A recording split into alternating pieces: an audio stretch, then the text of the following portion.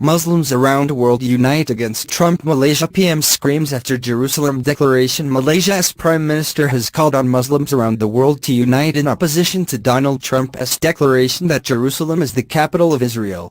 Najib Razak told Muslims at an annual gathering of his ruling party in Kuala Lumpur they should reject the actions of Donald Trump to move the U.S. Embassy from Tel Aviv to Jerusalem. He said, "I call on all Muslims across the world to let your voices be heard. Make it clear that we strongly oppose any recognition of Jerusalem as Israel's capital for all time. Both Palestine and Israel have a territorial claim to the contested capital, and the international community has previously agreed that two separate states for the groups should be created." War has intermittently broken out between Israel and Palestine for more than half a century over a bitter land dispute. Since Trump reversed decades of U.S. policy by recognizing Jerusalem as the capital of Israel, there have been scenes of anger from Muslims across the Middle East.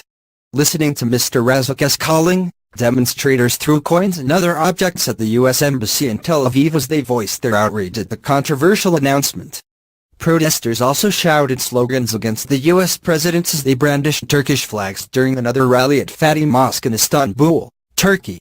In Jordan, demonstrators flooded the capital Amman, inhabited by Palestinian refugees, with youths chanting anti-American slogans. In the Bekaa refugee camp on Amman's outskirts, hundreds roamed the streets denouncing Trump and urging Jordan to scrap its 1994 peace treaty with Israel as they chanted, "Down with America. America is the mother of terror."